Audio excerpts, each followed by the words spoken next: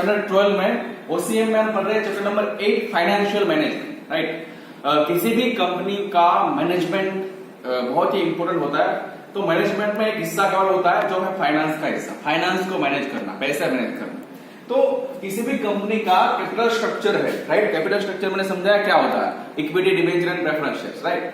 तो इसको बहुत सारे फैक्टर्स अफेक्ट करते हैं, उस तरीके से कंपनी अपना कैपिटल स्ट्रक्चर सेट करती है। तो there are 2 factors affecting capital structure of any company. पहला फैक्टर है इंटरनल फैक्टर। इंटरनल फैक्टर में टोटल 7 पॉइंट है। सबसे पहला है टाइप ऑफ बिजनेस। आपके बिजनेस का टाइप कैसा, राइट। आपके बिजनेस का टाइप है मैन्युफैक्चरिंग का, तो उसमें फिक्स कैपिटल ज्यादा चाहिएगी, राइट। तो कोई छोटा बिजनेस है, स्मॉल स्केल इंडस्ट्रीज है, तो उसमें कैपिटल कम चाहिएगी, उसमें लेबर इंटेंसिव प्रोडक्शन टेक्निक होती है। तो इस हिसाब से टाइप ऑफ बिजनेस के हिसाब से कैपिटल का स्ट्रक्चर चेंज करा जाता है, राइट। सेकेंड है साइज ऑफ बिजनेस।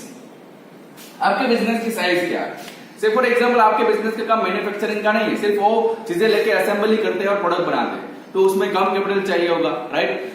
से फॉर एग्जाम्पल आपके बिजनेस अगेन मैन्युफैक्चरिंग बिजनेस है, तो बड़े बड़े मशीन चाहिए, तो फिक्स कैपिटल ज्यादा चाहिए, लैंड ज्यादा चाहिए, बिल्डिंग थोड़ा बड़ा चाहिए।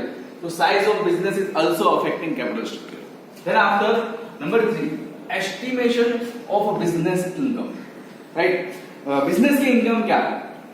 देखो अर्निंग क्या प्रॉफिट सर्टेन होता है, अनसर्टेन होता है, बिजनेस है भैया, राइट। बिजनेस में कुछ सर्टेन होता नहीं है, कभी सर्टेन कभी अनसर्टेन। तो ये टाइम में कंपनी है ना बोरोड कैपिटल के ऊपर डिपेंड रहती है। अगर future estimated earning is fixed and handsome, future का जो इनकम है एस्टिमेट कराया है वो फिक्स है, हैंडसम है, बहुत अच्छा है, तो हम बोरोड कैपिटल के ऊपर डिपेंड रह सकते हैं। क्यों, जब अच्छी इनकम आएगी तो वापस पे कर देंगे हम बोरोड कैपिटल जो हमने लोगों से लिया है वो, ओके। तो एस्टिमेशन ऑफ बिजनेस इनकम भी अफेक्ट करता है कैपिटल स्ट्रक्चर को। Then after number 4, nature and requirement of assets. अगर हमारे बिजनेस का नेचर ऐसा है जिसमें फिक्स असेट ज्यादा चाहिए, फिक्स असेट की रिक्वायरमेंट ज्यादा, in that case company issue equity share in higher proportion. Capital structure में इक्विटी शेयर का हिस्सा ज्यादा होगा। अगर फिक्स असेट ज्यादा चाहिए, राइट, तो कई बार ये लोग ये भी ऑप्शन इक्विटी शेयर इश्यू ना करने हो तो क्या करेंगे, वेदर फिक्स असेट को लोग परचेज करेंगे, अक्वायर करेंगे, लीज पे लेंगे, हायर परचेज पे लेंगे, राइट। तो ये भी एक ऑप्शन है, लेकिन ये ऑप्शन सिलेक्ट करना है कंपनी के डायरेक्टर्स को, राइट। देखो पहले क्या होता है, फिक्स असेट ज्यादा है तो इक्विटी शेयर का रेशियो ज्यादा रखेंगे। अगर कंपनी को ये ऑप्शन सिलेक्ट नहीं करना है तो फिक्स असेट को रेंट पे ले सकते हैं, लीज पे ले सकते हैं, परचेज कर सकते हैं, हायर परचेज पे ले सकते हैं, राइट। तो ऐसे अलग अलग फैक्टर्स है। Then after number 5, attitude of director. ये भी इंटरनल फैक्टर है जो कैपिटल स्ट्रक्चर को अफेक्ट करता है। बहुत सारे कंपनी के डायरेक्टर का एटीट्यूड ऐसा होता है कि कंपनी का जो मैनेजरियल डिसीजन है, मैनेजरियल पावर है, वो किसी के पास जाना चाहिए नहीं। से फॉर एग्जांपल कंपनी के 70% शेयर इस कंपनी के पास है और 30% किसी और के पास है, तो 30% बंदा कंपनी के डिसीजन के ऊपर अफेक्ट कर सकता है। तो वो उसको अफेक्ट करने देना ना हो, कोई पार्टिसिपेट नहीं चाहिए, तो ये लोग क्या करेंगे, ज्यादा इक्विटी शेयर इश्यू करेंगे नहीं, ये लोग अपने पास रखेंगे control and equity share, right. तो एटीट्यूड ऑफ डायरेक्टर्स कैसा है, कैपिटल स्ट्रक्चर को अफेक्ट करता है। Then after number 6, financial requirement. हमें रिक्वायरमेंट कितनी है। अगर बहुत कम अमाउंट में स्मॉल स्केल में हमारी कंपनी छोटी इन्वेस्टमेंट कम चाहिए तो हम इक्विटी शेयर इश्यू करेंगे, जब हमें स्मॉल स्केल में फाइनेंस चाहिए तब, राइट। अगर लार्ज स्केल में हमें चाहिए तो हम अलग अलग सिक्योरिटीज इश्यू करेंगे, राइट, जैसे कि preference share, debenture, equity share, तीनों इश्यू करेंगे। तो फाइनेंशियल रिक्वायरमेंट कितनी है उसके हिसाब से भी कैपिटल स्ट्रक्चर डिसाइड होता है। Number 7, duration of capital requirement. हमें कैपिटल कब तक चाहिए, कितने टाइम तक चाहिए। तो पहला है परमानेंट। अगर परमानेंट चाहिए तो इक्विटी शेयर, शॉर्ट पीरियड के लिए चाहिए तो डिबेंचर, प्रेफरेंस शेयर, राइट। क्योंकि डिबेंचर, प्रेफरेंस शेयर ऐसे होते हैं जिसका मैच्योरिटी अमाउंट, मैच्योरिटी डेट आया 10 या 15 साल के बाद, अमाउंट वापस करनी होती है। हालांकि इक्विटी शेयर परमानेंट होते हैं, उसकी अमाउंट में वापस करनी होती नहीं, राइट। सेकेंड फैक्टर है जो कैपिटल स्ट्रक्चर को अफेक्ट करता है वो एक्सटर्नल फैक्टर। एक्सटर्नल फैक्टर में point number 1, condition of boom and depression in capital market. Capital market मतलब शेयर बाजार का मार्केट, राइट। तो बूम एंड डिप्रेशन, बूम मतलब तेजी, डिप्रेशन यानी मंदी। डिप्रेशन है, राइट, तो मंदी है तो ये टाइम में कोई रिस्क लेना नहीं चाहेगा, बंदे को स्टेडी इनकम चाहिए, ग्रोथ न हो तो चलेगा। तो सीधी बात है, डिबेंचर परचेज कर लो, राइट। इन्वेस्टर्स है वो क्या करेंगे, डिबेंचर परचेज कर लेंगे, क्योंकि डिबेंचर के ऊपर हमें फिक्स इनकम मिलती है जो उसे बोला जाता है इंटरेस्ट। अगर बूम का रेट तेजी, तो ये टाइम में इक्विटी शेयर परचेज करो। इक्विटी शेयर परचेज करेंगे तो क्या करेंगे, उसके और डिविडेंड की एक्सपेक्टेशन आय होगी, प्लस उसके रेट भी बढ़ेंगे, तो हम बेच सकते हैं इक्विटी शेयर को ज्यादा रेट पे, मतलब पैसे कमा सकते हैं ज्यादा रेट पे बेच के।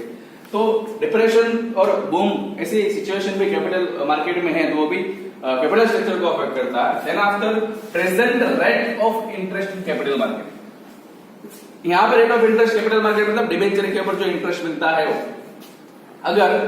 अगर इंटरेस्ट का रेट बहुत ही ज्यादा हाई है कैपिटल मार्केट, तो कंपनी डिबेंचर इश्यू करेगी नहीं। क्यों कंपनी डिबेंचर इश्यू नहीं करेगी? क्योंकि उसको ज्यादा इंटरेस्ट देना पड़ेगा, तो बर्डन ज्यादा होगा, खर्चा ज्यादा होगा। डिबेंचर के ऊपर इंटरेस्ट कंपनी के ऊपर अल्टीमेटली बर्डन या एक्सपेंस या लॉस ही। तो अगर इंटरेस्ट का रेट ज्यादा है तो डिबेंचर इश्यू करेंगे नहीं। Then after number 3, cost of capital यानी कि एक्सपेंसेस ऑफ इश्यूइंग सिक्योरिटीज।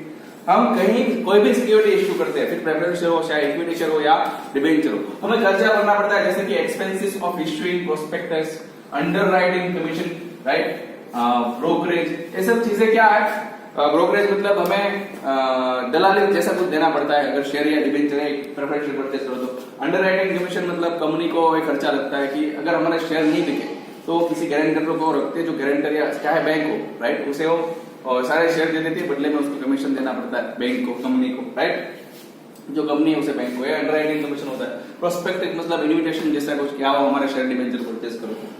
तो ऐसे अलग अलग चीजों के ऊपर खर्चा लगता है, एक्सपेंसेस ऑफ इश्यूइंग सिक्योरिटीज। तो एक खर्चे के हिसाब से भी कैपिटल स्ट्रक्चर डिसाइड होता है। हर एक सिक्योरिटी का इश्यू करने का खर्चा अलग अलग है, लेकिन डिबेंचर इश्यू करने का खर्चा जनरली सबसे लोअर। तो कॉस्ट ऑफ कैपिटल भी देखी जाती है और वो भी कैपिटल स्ट्रक्चर को अफेक्ट करती है। Then after number 4, legal restriction.